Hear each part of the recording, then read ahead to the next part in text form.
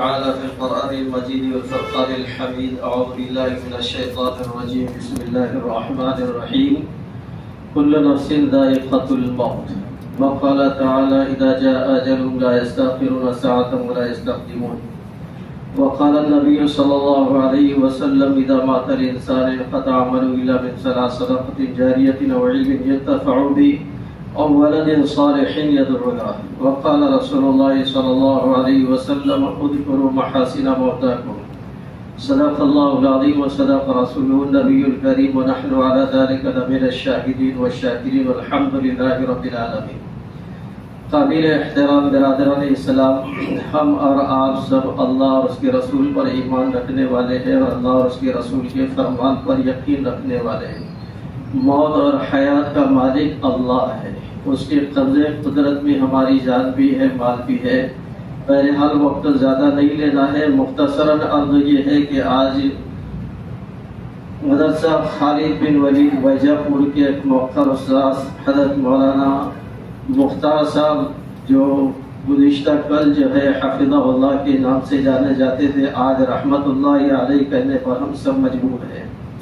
حضرت مولانا مختار صاحب 7/7/2018 کے اندر مدرسہ حضرت خالد بن ولید ویجا پور میں قدم رکھے اور 7/8/2025 کو جو ہے ان کو جو اٹیک آیا، اور اٹیک کے اندر جو ہے تقریباً 10 دن ان کا علاج رہا، لیکن مقدرات ہے والقدر خیری و شری من اللہ تعالی، اچھی اور بری تقدیر اللہ ہی کی طرف سے ہوتی ہے۔ یہ ہمارا ایمان ہے، یقین ہے۔